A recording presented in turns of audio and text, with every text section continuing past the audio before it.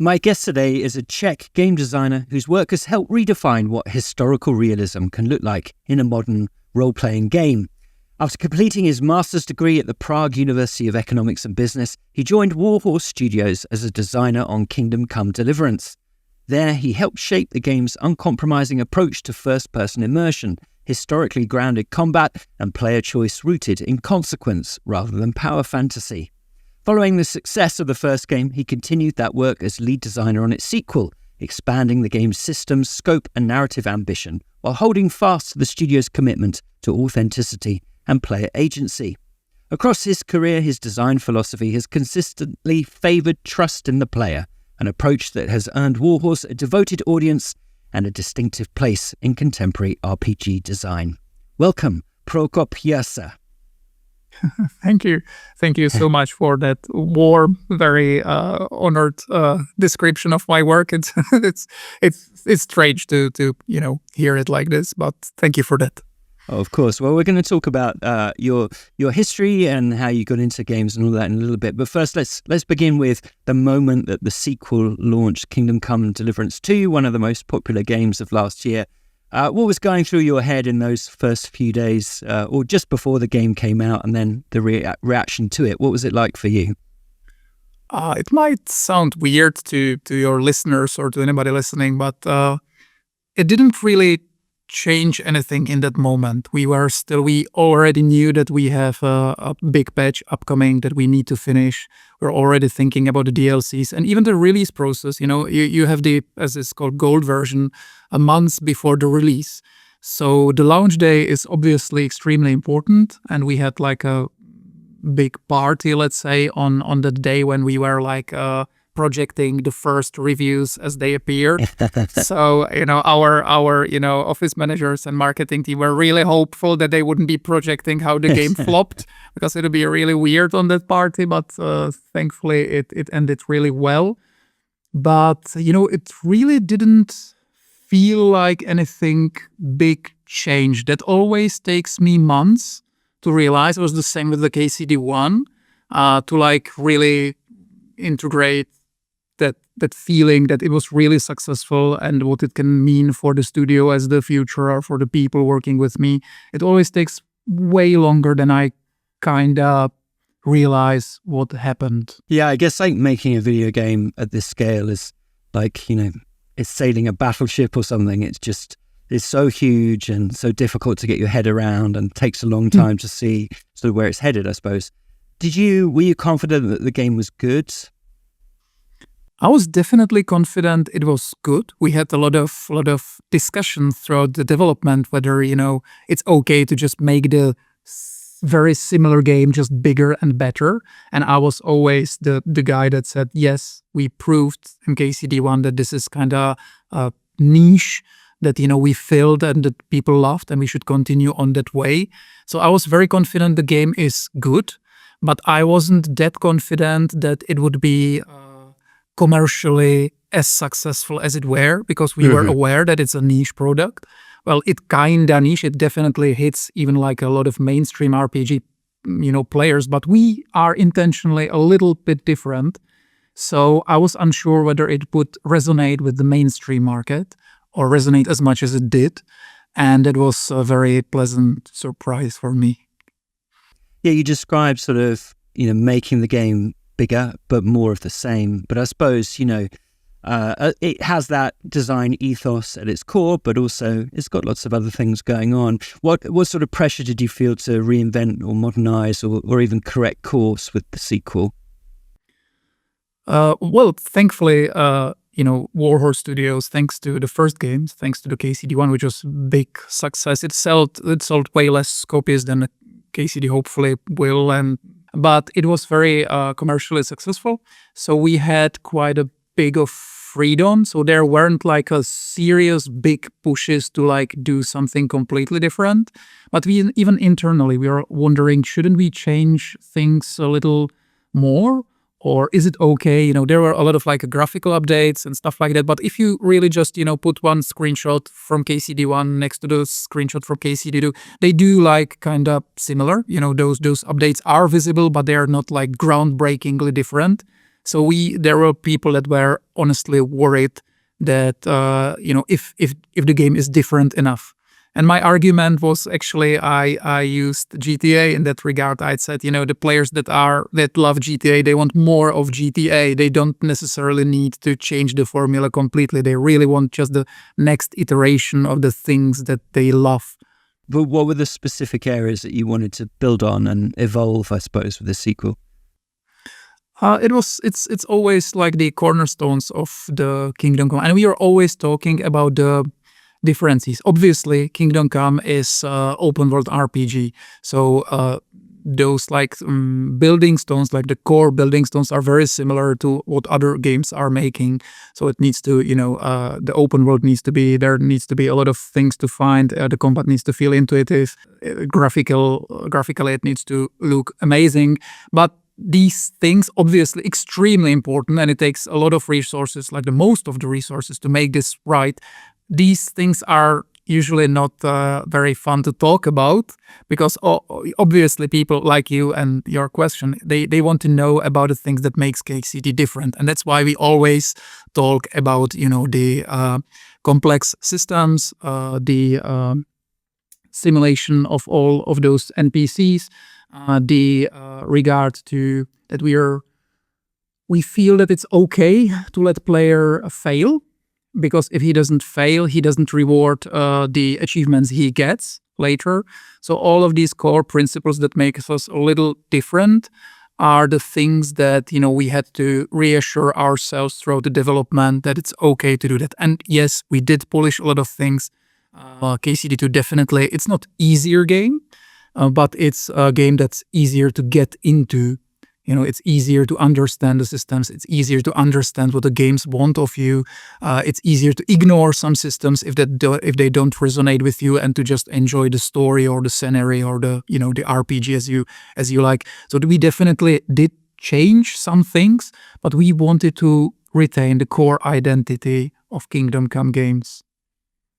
As I said in the introduction, you worked on a game that takes realism seriously, and that's in the combat physics, but also the social systems and things like that. At the same time, you're also building an entertainment product and, a video game where the audience has certain expectations, wants to be able to onboard or whatever, smoothly. So how did you manage that tension between simulation and enjoyment and fun? That's also a thing that's not that surprising. We just had more time and focus to do that. But the intention was to introduce the system more gradually, and to introduce them in basically a little safer spaces. So basically like with a less opportunity of failure, but with some, because we are Kingdom Come, and to really ease the player into the game. So for example, there's the Kingdom Come is very big, very open world RPG, but the beginning is very linear. So we can more consistently craft the experience of every player. So we know what he's doing and when.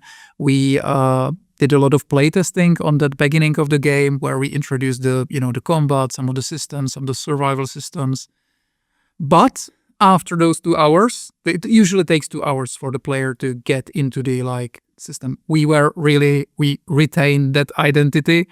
And we basically took everything from the player and pushed him into the world, and in very rough, let's say, situation. He doesn't have everything. He was just basically arrested for a crime. The village he's in hate him. And that's the situation in which you start the game. Well, start the open world game. So very different from other games where you usually, branded as a hero or savior or somebody that's about to save anything. Mm. Yeah, that sense of being able to go anywhere and do anything comes quite soon in the game. That was certainly my sense. You have a bit of story at the beginning, and then you can go off in whatever direction you want and do whatever you want. Yeah, very cool. I'm interested, that obviously you work at a Czech studio, and the game is set in Bavaria, which is the area in which you live, a medieval game, of course, but Bohemia, but yes.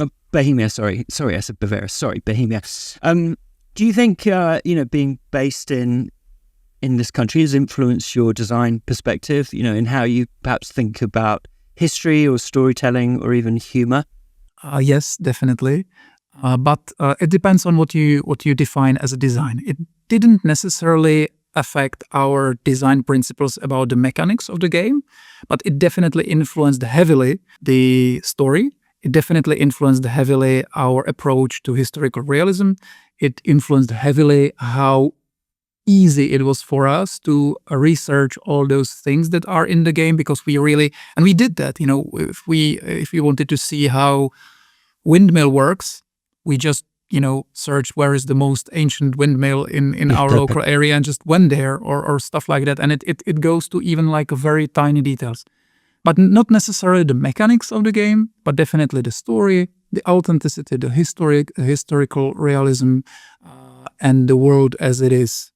Like all the villages, all the houses, every little piece was meticulously researched, and was only available or possible in such a way because we lived nearby. We had easy access to the things that we needed to research on site. Yeah. Do you think there's anything about the protagonist's personality that strikes you as particularly Czech? Definitely. Not only the protagonist. Czech humor is very distinctive. It's very dry, a very self-deprecating, a little similar to British or to the Irish humor, but with its own flavor. And it's definitely felt in the dialogue. The original dialogue, all original texts are written in Czech and then translated to English. And the audio is then, the original audio is then done in English. And it's all done by our designers.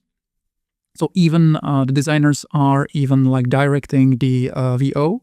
And it's not usually done like this. It's usually done by external agency. But our game is so, let's say, the narrative is so interconnected, and the options you have are so branched, so heavily branched, that our experience is that the author of the text is the one that gets, all the connections best. So we chose to do that like this. But yeah, I think the Czech culture is seen heavily in the dialogue, all of the dialogues. Well, we'll come back to some of that a bit later, but for now, let's turn to the premise of the podcast, Prokop. I've asked you to pick the 5 video games you'd like to put on your ideal fictional games machine. You picked 5 games from quite a narrow 10 or 9 year stretch of time, so obviously some key years for you. We're going back to April 1995 for your first game, an MS-DOS title. Tell us, what's the game and why do you love it? Okay, the game is called Albion.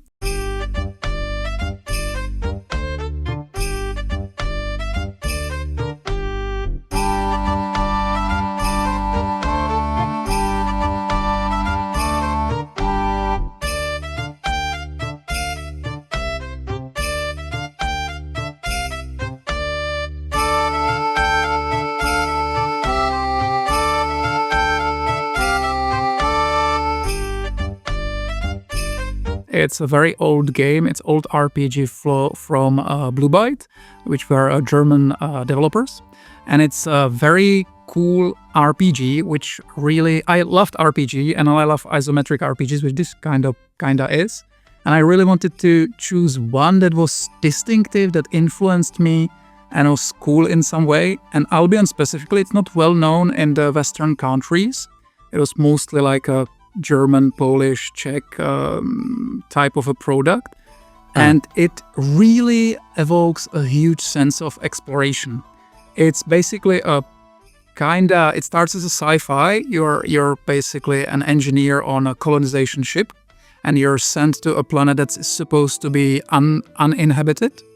But in the end, it is inhabited by, creatures, very intelligent creatures, which some of them can even, cast some spells. But it's done in a way with this like sense of exploration is the best thing I can get as description. You really want to see, you're playing a scientist, and you always, the character of that NPC influences your approach to anything. You are driven to know more about the places, to know more about the different species, to know more about the magic and how everything works in that new world. And in the end, you are driven to preserve that world. because it wasn't by accident that the planet was marked as uninhabited, because it's now the company wants to mine everything. So the sense of exploration and the beautiful graphics, it's something that really resonated with me back then. And if for the listeners, if you want to, it can be still bought on GOG and played. And as it is it's mostly isometric RPG, 2D. So it aged quite gracefully. So it's still viable to play even nowadays. Yeah, it was just before the era of 3D graphics, I suppose. Yes. Full 3D, so just snuck in there, yeah. Yeah, it's funny how those games have survived a lot better. Was this, how did you come across the game? Were you reading magazines at the time, or? Yes, exactly, basically. I was Right. a poor student back then, so we did have some games, but, my budget was very tiny to buy games. So back then, the magazines, at least in our country, came with CDs and with full games. And one of the magazines came with the Albion game, and it consumed my life for a while. Even the first tabletop RPG, I was very young. The first tabletop RPG was basically based on this game. And I was really young. I was like, I don't know, 11 years, something like that. 11, 10 years. And I really wanted to create games back then. I didn't even know that it could, happen to be my career later in life, but I was driven to do something like that. Amazing. So the whole of Albion was given away free on the front of this magazine? The entire game? Wow. How did they make money from that? I wonder. Was this a bit after the game again? Yeah, it was. Even then, the game was quite old already. Got it, right. So Okay. It was like an older game, and that's why they I guess made some money. Right, yeah. So yeah, tell us about growing up. Were you based in Prague or somewhere else? I lived close to Prague. I relocated to Prague when I went to my university, but I was always like a 20, 30-minute drive away from Prague by train. So I used to live around Prague. Yeah, what was life like when you were little? Quite ordinary. I lived in let's say, it was a village, but it was like a village very close to a city. So it wasn't. I wasn't a farm boy or anything like that. It was like a normal life, quite close to a very big city. So thankfully, my father was working in a research institute, so we got access to a PC quite soon, quite sooner than most of my peers. It was the Pentium 286, I think. And so I was introduced to, but my parents were very worried about violent games. So first I was introduced to games like Dune, or even the first one like the Adventure, the second one is the RTS, to some, RPGs back then. But I didn't understand them because my English, I was in the elementary school, my English wasn't that good. So I didn't understand them that well. Were there any games that were in Czech language? Very little. There were some adventure games made by Czech developers, very successful, even commercially, because for many Czech people, the games were a really new thing. And adventure games were kind of similar to movies, so you kind of knew what's happening. So even older people with money were buying them. So they were like the only successful Czech games, and later on they were definitely very successful Czech games. But when I was starting playing the game, basically no games in Czech language. But the games helped me learn English. Right, yeah, amazing. And you said your father was a researcher. What was he researching? Basically, safety of nuclear energy. Okay. Mm-hmm. That's basically when I wasn't born in that place when I was growing up, but I don't remember the place I was born. But my parents relocated to that place because my father got a job in the research institute that was in the village. Right. And is this in the late 80s or early 90s, or when? It's very early 90s. Early 90s, right. So 3 or 4 years after the Chernobyl disaster, I suppose. So this was a pressing question, safety of nuclear energy, I suppose. Exactly. And Czech Republic does have still a viable, nuclear reactors, so it's still something that needs to be taken seriously. Right. Okay. Interesting. And what did your mum do? My mom was at first basically she was a realty agent, I think is the correct word. So yeah, she was basically all around Prague. But Prague was after the revolution, so it was 87, and basically very soon all the markets opened. So a lot of houses and everything were changing hands, and a lot of capital was flowing to Prague, and she used that very efficiently. Right. Interesting. It was very, very, very big, demand for people like that back then. Yeah.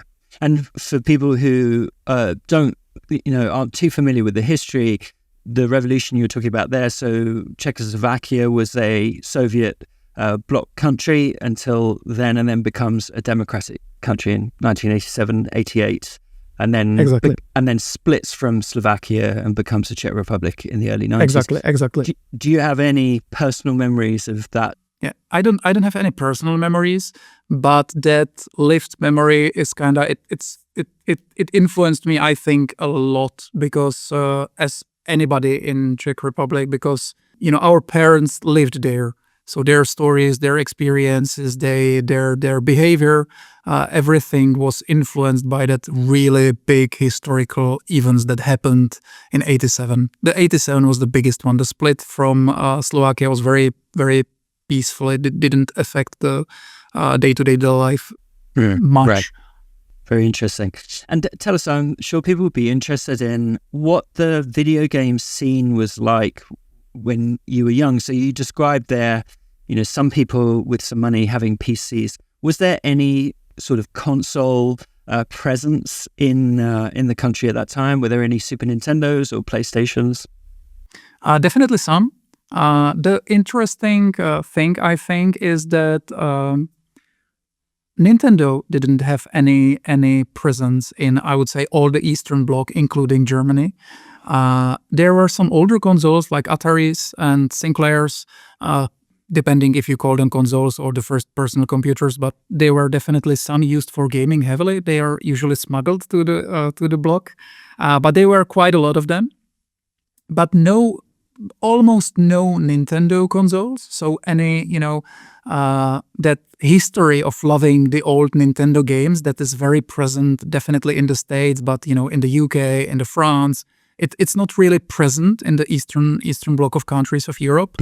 And we got our access. There were definitely some PlayStations, and now it's grown heavily. Now it's, I would say, very similar to all the other countries. But we grew in that weird, 2 decades where we got our PCs very early, and we were really tinkering with them because, also piracy was rampant in the 90s. So we were tinkering with the PCs a lot. And it influenced us a lot, I think, because even the games I chose, Albion being one of them, I think is a game that's quite well known in this part of Europe, but is almost unknown in the States or in the Western countries. And that's because we really, back then, those 90s and early 20s were really different for like the landscape of gaming in our or around our region and in the Western countries.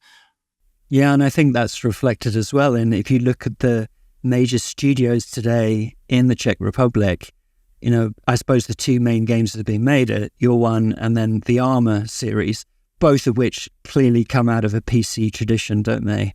Rather than anything else. Definitely. And there are more. If you count, for example, Factorio is a very successful game that's also made from Czech developers. It's also like this touch of I don't know, tinkering is the word that comes to mind, or the realism, or the will to know how things really work and show it to your players. Yeah. Or even the Euro Truck Simulator comes to mind. It's another very, very big game that comes from our country, and it has the same approach. Yes, yeah. Those 4 games, when you put them together, they do feel quite Soviet. I would say Factorio. Yeah. That's part of our history, and it influences us. Yes. Of course. Yeah. Of course. Okay, Prokop, let's come to your second game. So this is from the year 2000. This game is very, very well known all around the world, I would say. So tell us about this one. Okay, so it's Diablo II.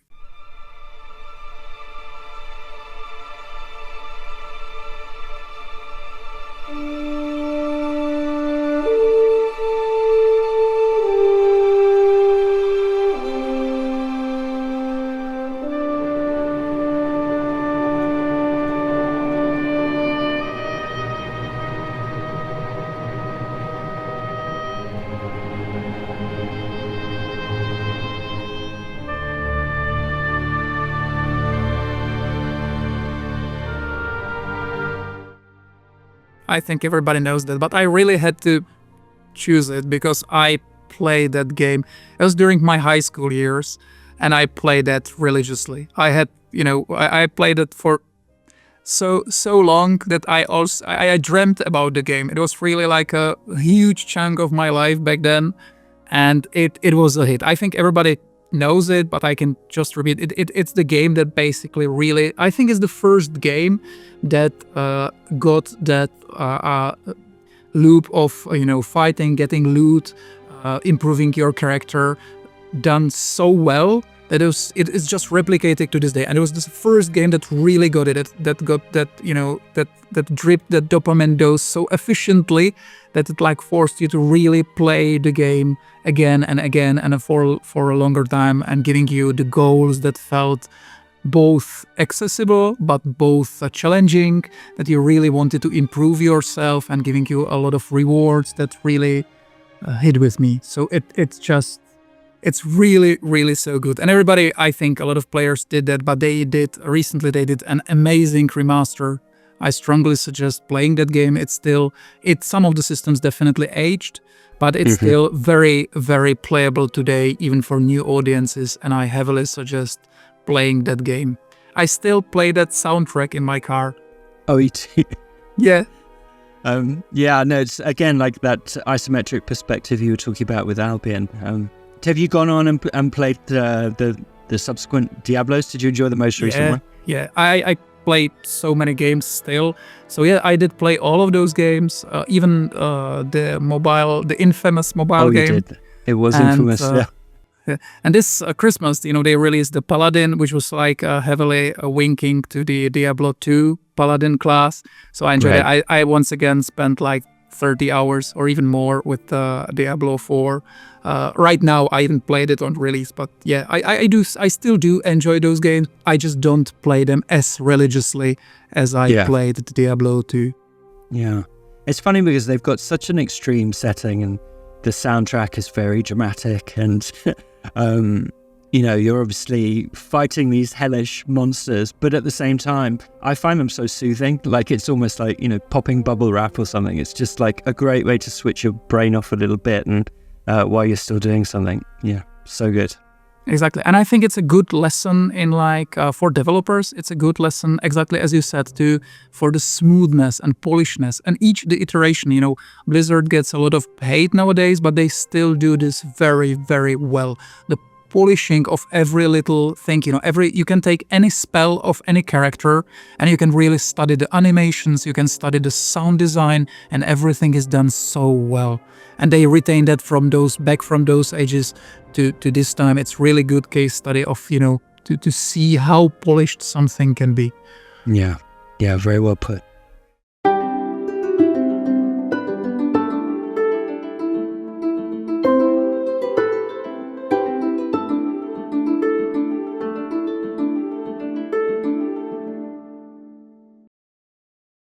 Okay, let's come back to your story. So, yeah, you mentioned playing these tabletop RPGs at 11, 12 years old and thinking you might like to design games, but that's not the path that you set off at. You go and study business, essentially, and then get your master's in business. What's the plan at this point? Well, it was unheard back then when I was deciding, and I was young. I was kind of deciding where to go, where life took me. But it was unheard to have a career in game development in Czech Republic. There were definitely some studios, but they were successful, but they weren't like super successful. They were definitely not something that was mentioned in the newspaper or people didn't know about them. And I would never think that there would be a possibility of having a career in game development. So the plan was to finish the university, which I did, and then go to some bank or to, I don't know, Deloitte or some of the big companies like this to have a good living and to be able to buy the games. But it's completely by chance.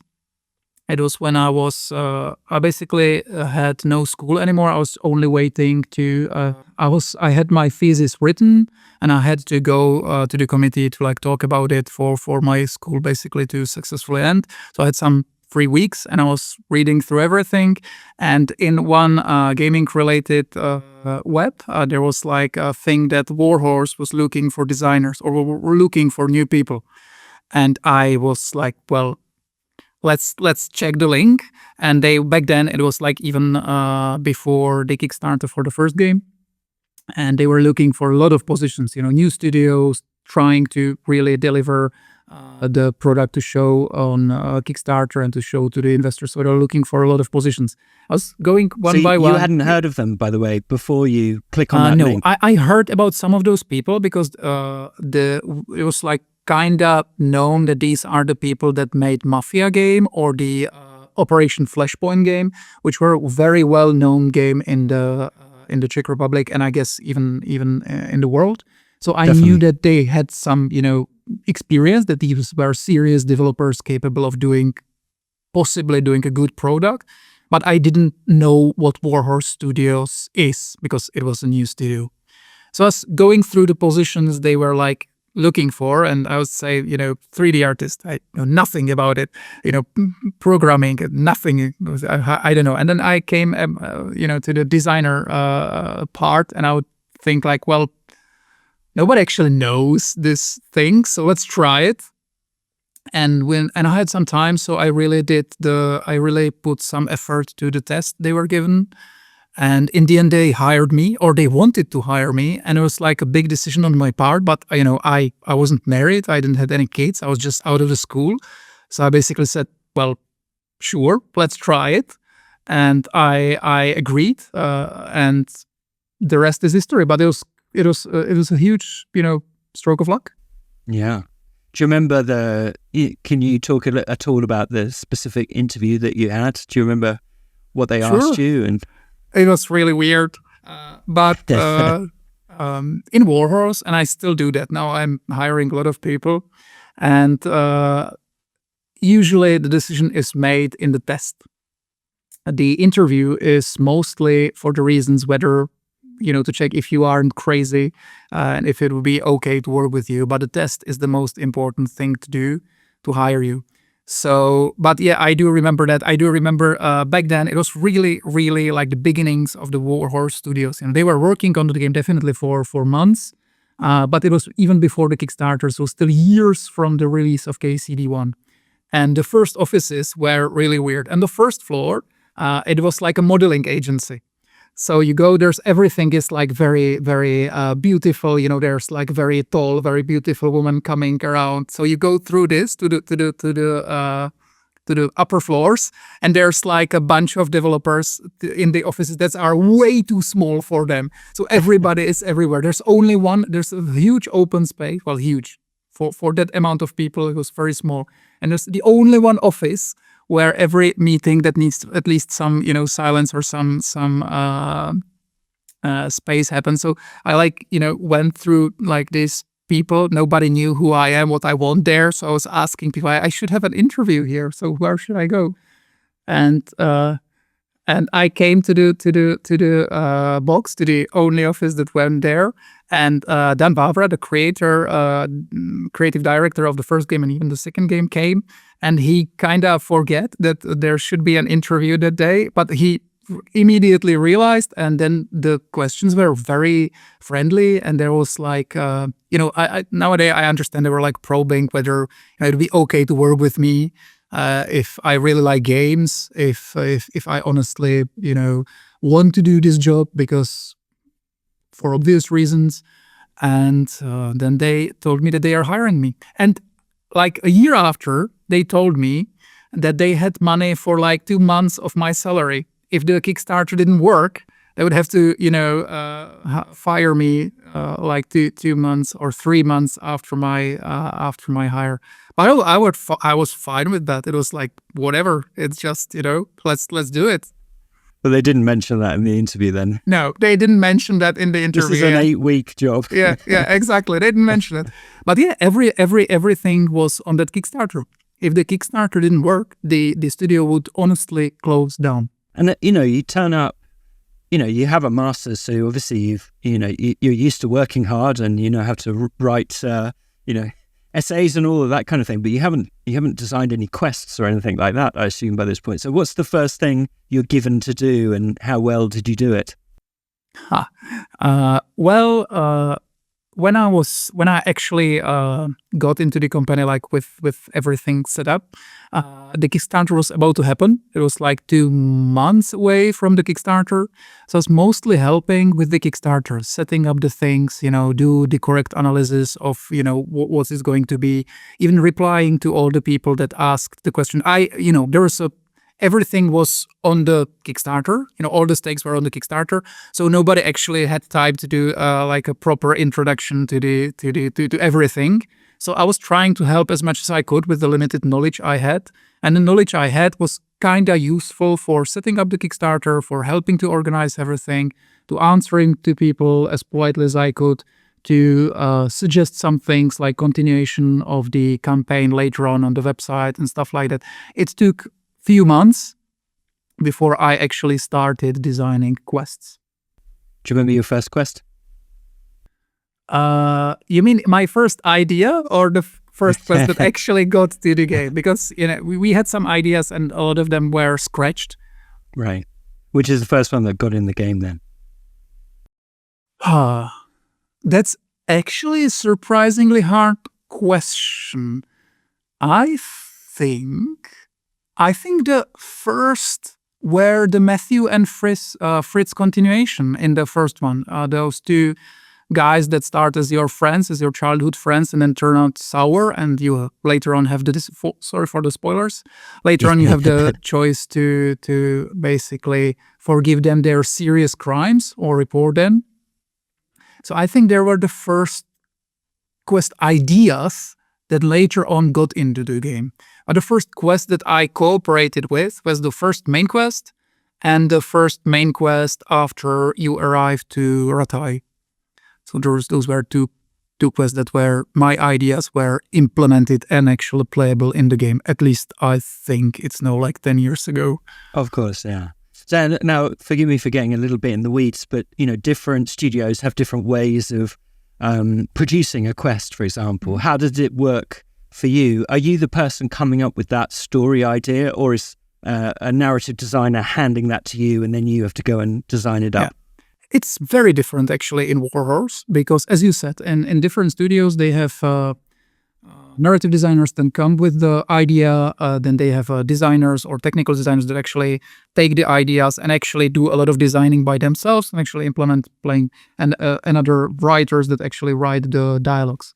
In Warhorse Studios, it's one person. When we hire designers, narrative designers, we want them to be able to come up with the ideas and to write the text. We still have technical designers or scripters, as we call them in our company, that actually implement everything, but we don't have a separate writers and we don't have a separate people that come up with the ideas. We really want one person to go through all the development and to own the quest and the ideas and everything, and to come up with and at the end, usually not everybody, but usually you also direct the VO for that quest. Wow. How do you ensure then that there's cohesion between all of these different quests that have had perhaps very individual, perspectives in terms of the people making them? Well, the obvious answer is that you have the lead designer and you have the creative director that's their job basically to make sure that the quality of everything is good, and they play it and they feedback it, and you have to approve with them before going into production. And actually, in many more milestones, basically, you still have to have the approval of those people in charge. But the more, well, not necessarily nuanced answer is that it's really important to hire correct people, to hire people that you can rely on. And it takes a tremendous amount of effort and time to really have time to, correctly assume and choose the right people to do that. But we are very lucky, especially with the KCD2, I think, when we had a big reputation in Czech Republic. So we had the choice from a huge pool of people to really enlarge the company. Okay, Prokop, let's come to your third game. This is from 2001, or at least that's when it originally came out in Germany, and then it came out a few months later in North America. Tell us, what's the game and why do you love it? So it's Gothic 1.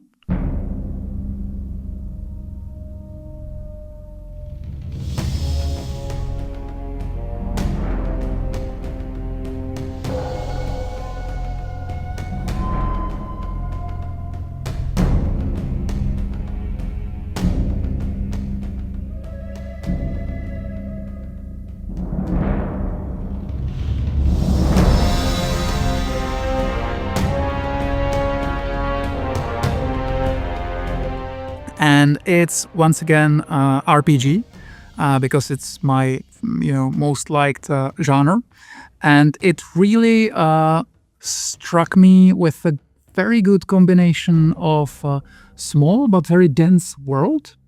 And I think, I didn't think about it that much, but I think it was the first 3D RPG which had somehow simulated NPCs. So I really liked that the world was it respected my actions. For example, there were no respawns of enemies, and even including the NPCs, many of them were killable.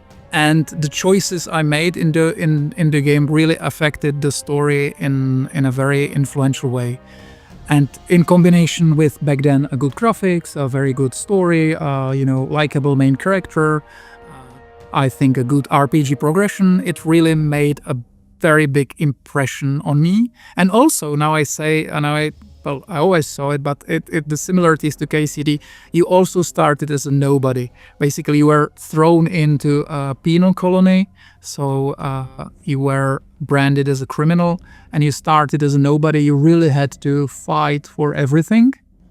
And I really like that sense of, growing stronger. Very good. And did any of the missions in that game influence your own work, do you think? I definitely think so. Gothic, especially in Germany, in Poland, and in Czech Republic, is a legend. It's back then when those markets were still kind of separated, even though all those countries were already, democratic and, market-driven. Still, those markets were kind of separated. But Gothic, especially, is a legendary game in these countries. So it definitely, I think, influenced me, especially in those aspects I mentioned. Coming back to the first Kingdom Come Deliverance, as we talked about a bit already, it takes a bold stance on realism, and that comes across in the hunger and the fatigue and the armor layering and things like that. Did at any point you sort of regret some of those decisions? Were there any design decisions you made early that then, were a real headache later down the line? Honestly, not really. There are definitely, as you mentioned, a lot of survival mechanics, but they're intentionally mild. They're very stronger than in most of the other RPGs, but when you compare them to, let's say, real survival games, they're very mild. Yes, you do need to eat, but there's plenty of food around. Yes, you do need to sleep, but it's kind of easy, and you don't have to sleep every day. And there are potions that that you can avoid sleeping almost completely. So, and it's intentionally now. It's intentional because we still knew that we are RPG game that's kind of aiming at the average gamer, or at least average RPG gamer. So we knew that it mustn't be too harsh. but we wanted to give you mostly the feeling that you're living in a real world, that you're feeling in a world that makes sense. So that feeling was most important for us, and not necessarily the burden of managing all those systems. Actually, it's not that hard to manage those systems. As I said, they're very mild. The resources are quite plentiful, but that it really adds to the feeling that this is real world I'm living. This is not fake. This is not like a theme park. This is like a real space with a sense of realism. One of the things that comes out of those decisions to cleave towards realism is that the game comes out and then it is, I think fair to say, becomes embroiled in a lot of culture wars stuff, particularly that's happening in North America at the time. Of the game's decision not to feature people of colour in it, and then some people bemoan that, other people see it as a good thing, and then all of a sudden, I suppose, the game is caught up in battles that are much bigger than you as a studio and as a game. What was that experience for you? It was weird, to be honest, because we never wanted to be part of this let's say, discussion about what is actual historic realism, regarding, the presence of people of color in Europe, or we didn't want to lecture anybody about any topic. We really wanted to make a fun game that adheres to the history as we learned about it as most as possible. We really try to learn as much as possible. So there was never any urgency to correct the, general understanding of any of these things. And it was really weird because, as you mentioned, on the first game, we are branded as this really hardcore right-wing developers that are suggesting some things that we never wanted to suggest. And in the second game, we're branded as very left-wing developers that really want to push the agenda that's being pushed. And none of those things were right. We wanted to make fun game with the cool characters that makes sense in the period of history. It were weird times. We really didn't know whether to comment on those things or whether to stay silent, And it was very hard for our creative director, Daniel Vávra, because it was his brainchild. He really wanted to do something for Czech culture. It was, persecuted up until 1987. He really wanted to show this thing look, this is cool, this is our culture, this is our important addition to anything. And it was really hard on him, and I guess he really did comment. His comment could have been read as harsh as well. Mm-hmm. Yeah, I mean, I don't want to get too much into his comments and the rightness or wrongness or whether he expressed himself correctly, but I am interested in, we were talking earlier about Czech people and their experience throughout the 20th century. In the late 1930s, the country is invaded by the Nazis and is under Nazi rule until the end of the war. Then it becomes part of the Soviet Eastern Bloc and is under Soviet rule until the late 1980s.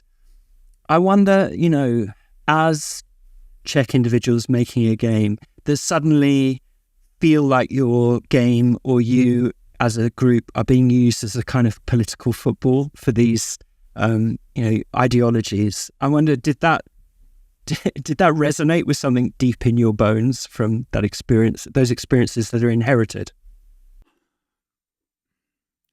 Your description, used as the football ball is kind of interesting because, yes, it kind of resonates with me now that you mention it, but I don't think that it can be compared to the Nazi occupation or the Soviet occupation. I kind of get what you mean, not. But those things were way. And don't worry, I don't get offended. But those. No, I'm those not things saying they're the same thing or equivalent. It's more just the fact of, I suppose, Czech people being not perhaps being completely in charge of their own message. Does that make sense? Yeah, it makes sense, and I guess kind of yes. It felt weird, like we it's completely fine to criticize the product. Everybody has a very good right, and I would never want to take any of that away. So it's completely fine to criticize the product, even from these perspectives. And I do understand that from a perspective of, for example, a guy or a girl in the United States, it could be seen as something that's going in a way that they think is wrong, and it's completely fine. But what was weird was that somebody was suggesting that we did some of that by purposefully, which was not true. To make a political point. Exactly. We never wanted to make any political point or statement or to be part of this big discussion, which I think is important in the United States. And I understand, the history of the country and everything. I think I understand it. And I understand that they can criticize the product, the game, from that point of view, which is important and enriches us as well. But to say that we wanted to make a political statement was so weird. We just wanted to make a great game and to show a bit of our Czech culture and history, and we're hopeful that people will like it. So that was the weird thing.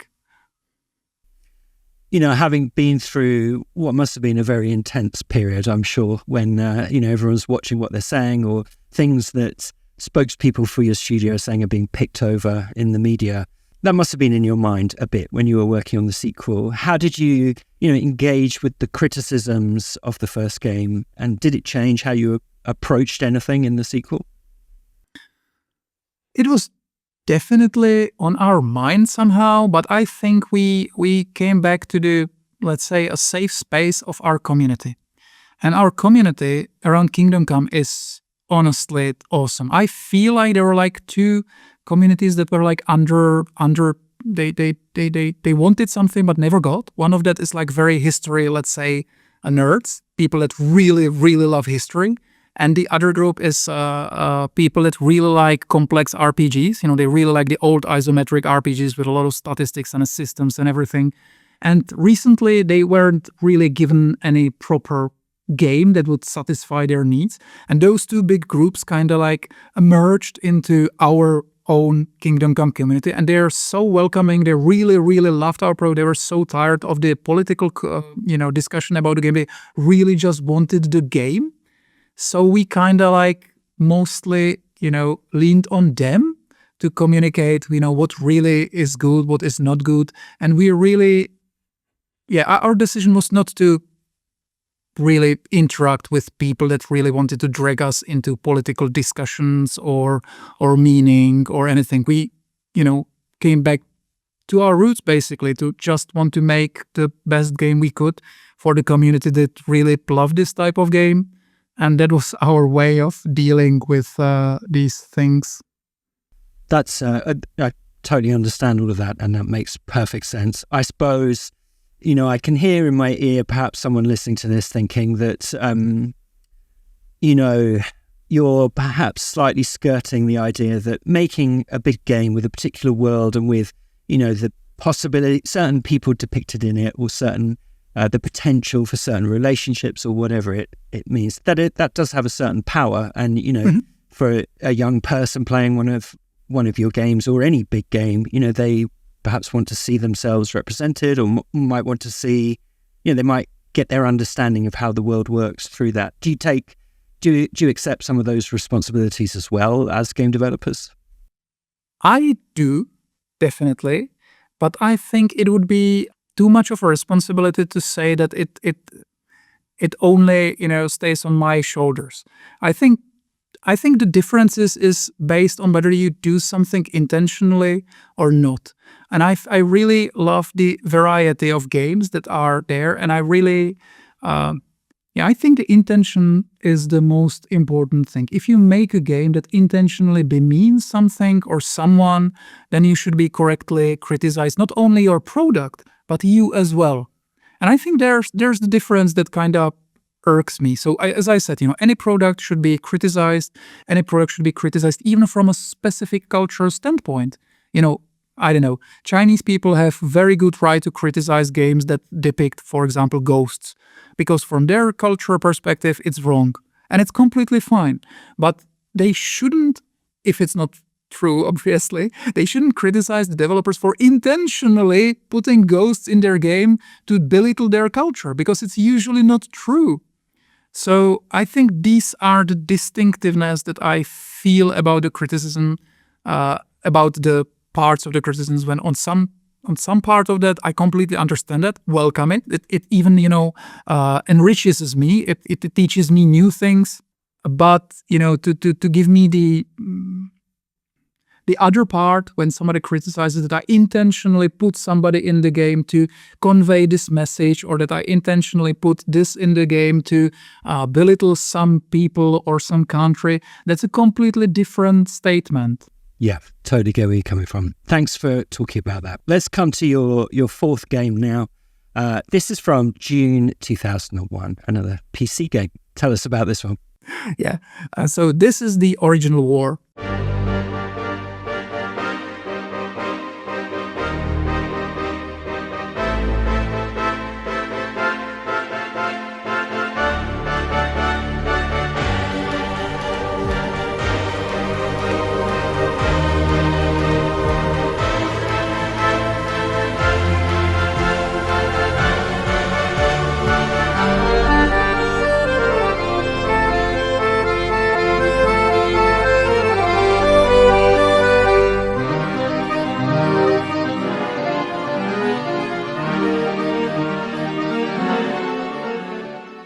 It's from Alter Games. It's RTS games, so a strategy game. And I really wanted, because RTS games really influenced me as a kid, and even as an adult, I still love them. I really wanted to put one game that's kind of interesting and that I played when I was younger. And I chose Original War. It's not well known in the States or in the Western Europe. It was made by the Czech studio, Alter Games. And actually the author is now Martin Klima, which is the executive producer of Warhorse Studios. So he was working on that game as well. And I really loved that game because it implemented systems that I feel are very original and are still not really utilized in modern RTS games. Those few that are still made. And it's that it is an RTS game where the story is about that there was a huge new mineral that was discovered in the Arctic. And once again, and so the United States and Russia were fighting for that. And they also discovered a way to travel back into time. So they traveled back in time to have a proper and better chance in the future to get that resource, but you can only move a little personal back in time. So you are the resources are scarce, but most importantly, people are scarce. So you don't have barracks and you can't train new people. You have only a limited amount of people. They are all named.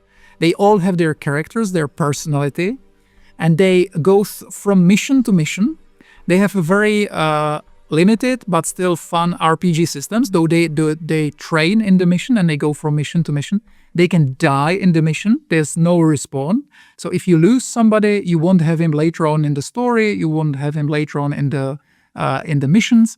And this is something that I adored. I really like that. I also like the cheesiness of the story. It was like a very, very pulp story about, America versus Russia and all those things. Yeah. Wonderful. Original War. Yeah. Okay, Prokop. It's still on Steam. Yeah, it's still playable. Yeah. 25 years later, you can still enjoy it. Yeah. All right. Well, we'll come to your final game in a minute. I just wanted to ask you a little bit about the state of RPG design, because I feel like we're in the middle of a golden age, particularly, in Europe. And we've, of course, had Baldur's Gate 3 that's done so well, but The Witcher 4 is coming out. We had your game. There's Blood of the Dawnwalker coming out later this year, another Polish lavish RPG. So it all feels quite exciting. I was wondering, is there an RPG you played recently that challenged your thinking as a designer or made you jealous, perhaps? Yes, and I would choose one that you probably wouldn't expect. Quite recently, small German studio released a game that's called Drova, Drova, The Forsaken Kin. And it's isometric, but with real-time combat. And it was very, from design perspective, it was so well done. Obviously there's a small studio, they lacked resources to do the big things, but it was so well designed, both from point of level design, when they really draw you through the map that felt not necessarily forced, but very focused, when they weren't afraid of making very hard enemies and very hard challenges, from the design point of basically even the little systems, like how the food works, how their alchemy works, how some of their combat still works. I really think those developers have a bright future ahead. I wish them so much luck. I think Germany, Paranabytes, the original creators of Gothic series and then Risen series and then the Alex series, they closed down. So now Germany doesn't really have any big RPG developers, and they still have a big, development scenes. And I think the creators of Drova have a bright future ahead, and I wish them so much luck. And if any of you guys are listening, definitely contact me if you want any advice or just, anything. I would be glad to help you, because I think you did really well. Oh, that's so nice to hear. And I would say I think that's reflective of, a really collegiate attitude I've seen between many RPG developers, wanting to help each other out and, collaborating. Even the studio that's making Rebel Wolves that split off from The Witcher, they're still working together, and you might expect them to be kind of enemies, but they're not. What do you put that down to? Why do you think everyone is kind of, at least from the outside, looks like they're trying to help each other? I think the developers, and I mean really the guys in the trenches, are, this is a very harsh industry. Especially the last decade, and it still continues, is very, very difficult. So I think you want to help your, friend in arms, because you lived through all those things that affect us all. And we at Warhorse were lucky. There were no major, laying go of people and stuff. Our games were successful, but you still, come into contact with people that weren't as lucky, and you just want to help them. It's like very humane thing to do, and that anybody who seriously got into the game development, especially now, must be a little bit crazy. It's not the most stable industry you can get into. So this guy probably does it because he really loves making games, or he really loves games. So you just naturally want to help such a guy or a girl or anybody. Yeah. Yeah, I mean, I wonder, this kind of career for you sort of came out of nowhere. You were doing something else, and then you saw this advertisement and your whole life changes. Have you ever had any second thoughts about that decision? No. No, I think I really, I'm in contact, with my people that I basically grew up with, either in the elementary school or high school and the university. So we still keep in contact. So I understand their jobs. And I think I would be so bored in any other job. The game development is completely crazy. It's bonkers how crazy and difficult and time consuming it is.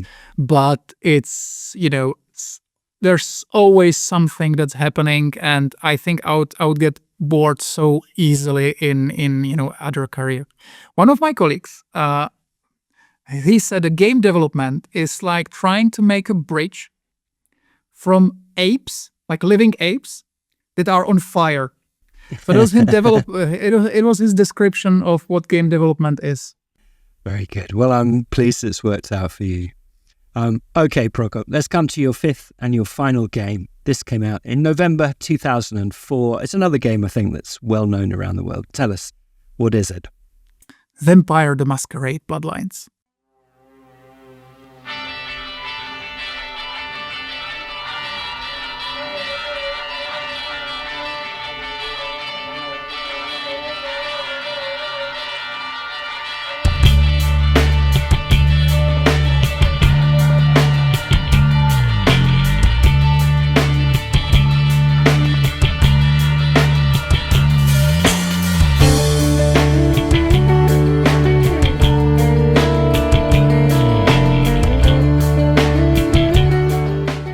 And it's to this day still, when anybody asks me what is the best RPG ever made, I will tell them Bloodlines.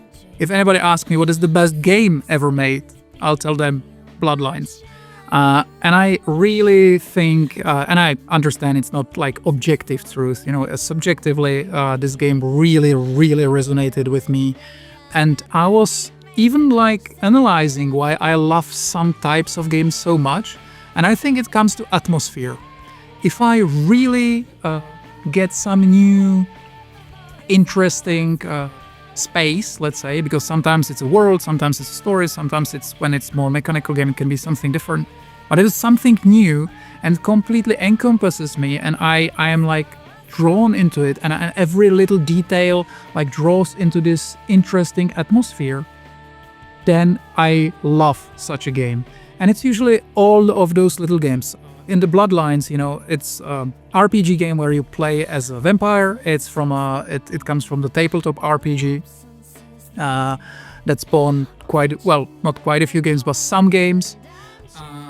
And the atmosphere of this like a city after dark, inhabited by predators, let's say. All of those things really were the music, the lighting back then. The facial animations that were really, really new back then. It was made on the Source 2 engine. It was everything, all of those things kind of merged for me. And in the end, I really adore that game. And also, they were crazy developers as well. I met some of them in the end. They really made, you could choose from several vampire clans. And some of them played really differently. And I don't mean only mechanically, even story-wise, you could have completely different dialogues. You could have some parts of the game inaccessible if you play as a specific clan. I really loved the game. It had a lot of flaws, the game, and still kinda has. But the atmosphere really, it kills it for me. It's just so good. Wonderful. Brilliant game. Okay, let's go through your console. We've got Albion, Diablo II, Gothic, Original War, and Vampire the Masquerade Bloodlines. Wonderful console, a real slice of late 90s, early 2000s PC gaming there, isn't it? It is. We need a name for your console to market to the world. Have you got an idea for what we could call it? What are we going to put on the box, Prokop? That's a hard question. Like name of the imaginary hardware for the console. Exactly. Yeah, like your Pentium that you got back in the day. I don't know, something about worlds or dream or something like that. Dream world. That feels a little too much. I don't know, something like that. I like it. We had the Dreamcast, so why can't we have the Dream World? It works. Sure. So let's go with that. Excellent. Prokop's Dream World. This has been so good. Thanks for being so open and willing to chat, and really appreciate your insights here. Just one last question. You mentioned that you interview lots of designers coming into Warhorse trying to get a job. Any tips for them? What are you looking for? As I mentioned previously, the test we give to the people that want to work in our company is the most important. But on the interview, when they already prove that they can somehow think about game design and the narrative design, what I work for is someone that really wants to do this job, because I know it's hard. I want somebody that at least it's not requirement, but I want him to play some games. It doesn't necessarily mean RPG games. I really am looking for some even like very weird type of games that he enjoys. Yeah. And big plus, surprisingly, is when he has some interesting activity that he does that's new. That could be for example, we have a very varied bunch of developers, and we have somebody who actually studied theoretical physics. We have somebody who actually, is archaeologist, like he has a master's in archaeology. So all those, like, if you have something that, separates you from the group, it's always a little plus. An outside interest. Outside interest is really cool, But mostly, it's the test, honestly. You really have to put some work into it. And surprisingly, there's a huge amount of people that apply to design jobs, as always, because it has the lowest barrier of entry. But you'd be surprising how many of those people put not that much effort into the test. And I'm not talking about months of work or weeks of work, but really just take your time, put some efforts into that. And always, it almost immediately, raises you to, let's say, like top 20%. Right, yeah. Good tips. Well, thank you so much for this, and congratulations on the game, which is so beloved, and we really look forward to whatever you're going to do next. Thank you. Thank you for such a nice intro, talk.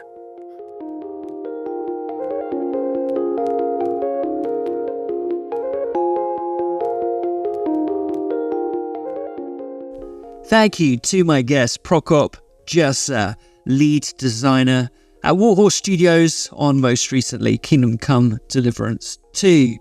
I played the game last year, thoroughly enjoyed it. Didn't play it all the way through, but certainly, played it for a good dozen or so hours and just had a really good time. I am fortunately the kind of player in RPGs that just has to do everything. I find it very difficult to leave a side quest unfinished, and this is a world that is full of side quests, and it's quite difficult to manage your time if you're like me and just sort of cleave to the main storyline. So, that is, of course, the game's great strength and what, makes it appeal to so many people. But, it was Glenn Moore's, one of his favourite games of the year. In fact, I think it was his game of 2025 for anyone who listened to our special episode that we put out in December.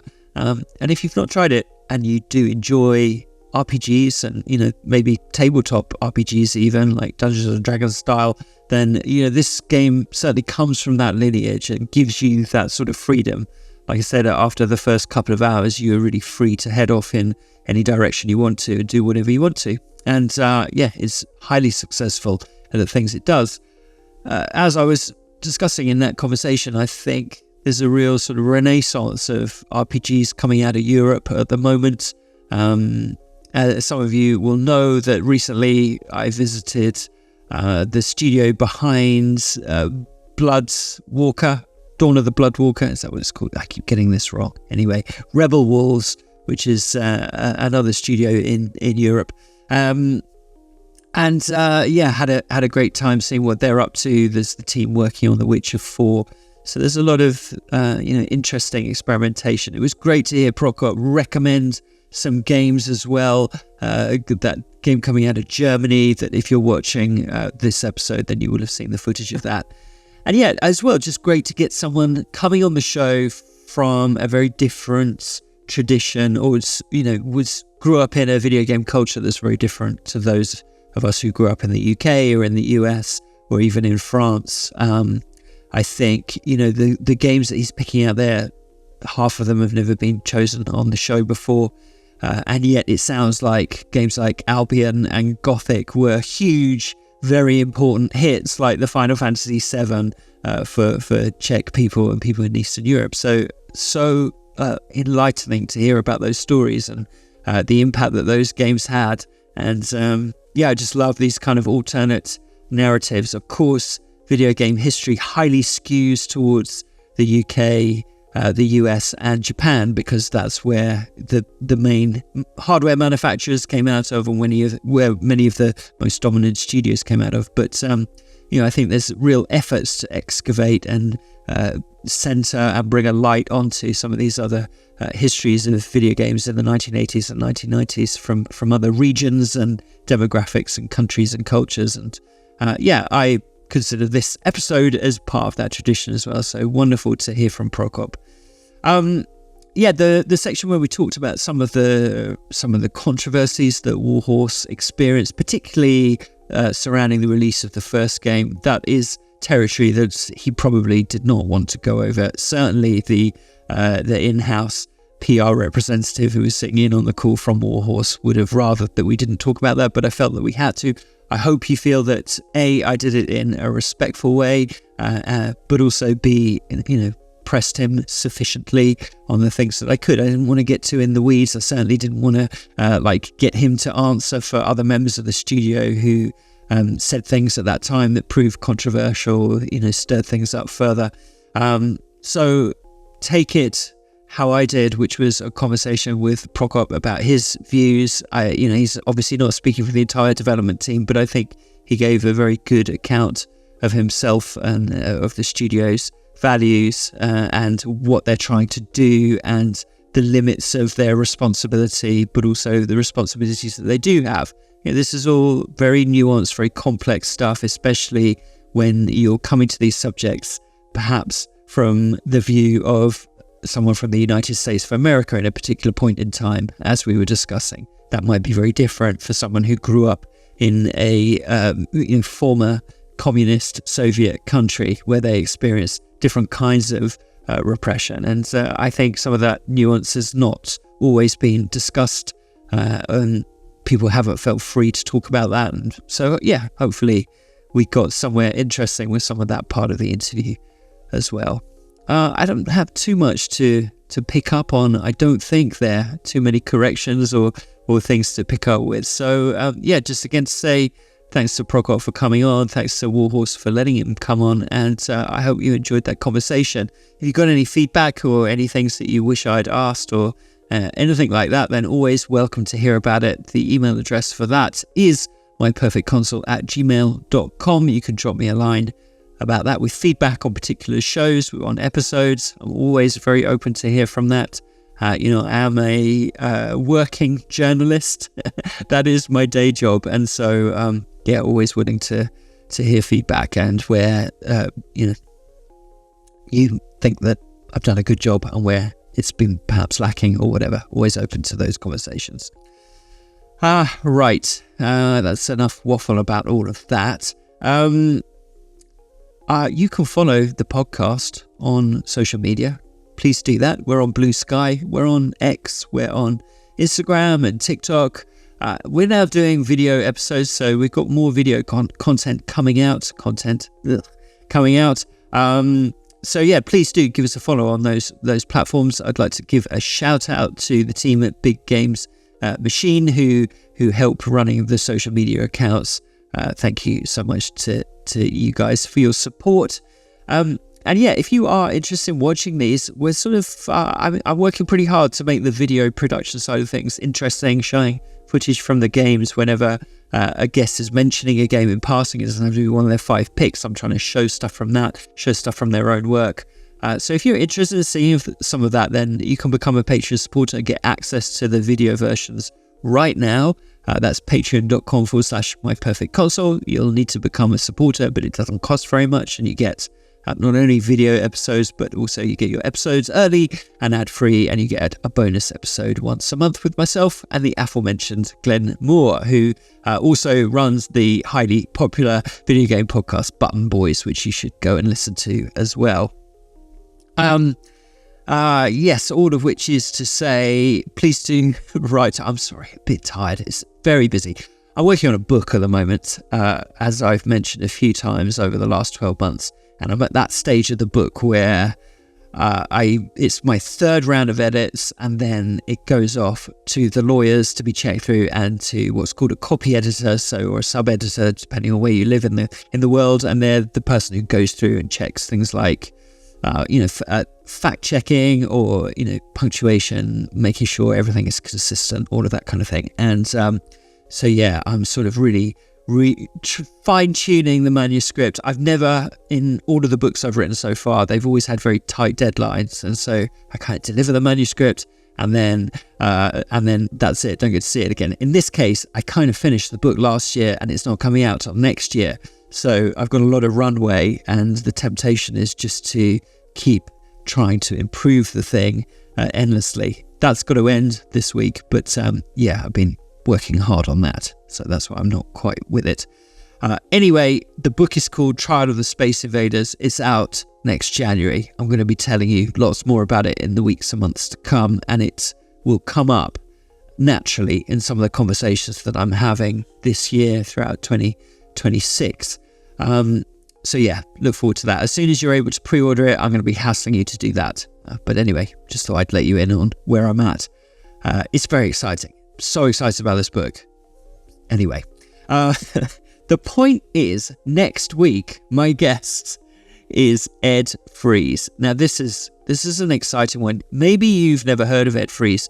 You, I guarantee, have used software that he's worked on, as well as almost certainly video games as well. Ed he joined Microsoft in 1986. He spent a decade there working as one of the early developers on Excel and Word. So if you've ever used those programs, then yeah, you've certainly worked on stuff that Ed had a very key creative hand in. And then in 1996, he left the Office team to pursue his passion for video games. He founded Microsoft Game Studios and then laid the groundwork for the company's entrance into the console business with the Xbox. Last year, we heard from Seamus Blackley, who was the sort of engineer who I think takes perhaps the most responsibility for the Xbox. Ed is undoubtedly the executive who we have got to thank for the Xbox. So we're going to hear his story. He is, I don't know, I've been speaking to him on and off for like 20 years. I did a piece all about Rare for Eurogamer back in the day when I was, in the early days of being a games journalist. And Ed just gave me some remarkably candid quotations for someone working at an executive level. And that's what he's like. He just doesn't really mince his words. He says what he's feeling. He left Microsoft and Xbox in 2004. So he's, well out of that game. But he does work he runs One Up Ventures, which is a fund that has funded many indie games that we know and love and have played. So he's still very deeply involved in the video game business. It's a real treat of a conversation. So excited to share it with you. It's got some pretty amazing bits, especially when it comes to naming his console. And he reveals he names his console. This is a spoiler, but I think it's also sort of a trailer. He names his console after one of the code names for the Xbox that's never been announced before or revealed. So yeah, making some video game history here on My Perfect Console. Anyway, aside from that, it's just really interesting. He's had a very interesting life and has a wonderful clutch of anecdotes that he shares with us. So yeah, please do join me again next week. I'll be back with Ed with his 5 games and with one more Perfect Console.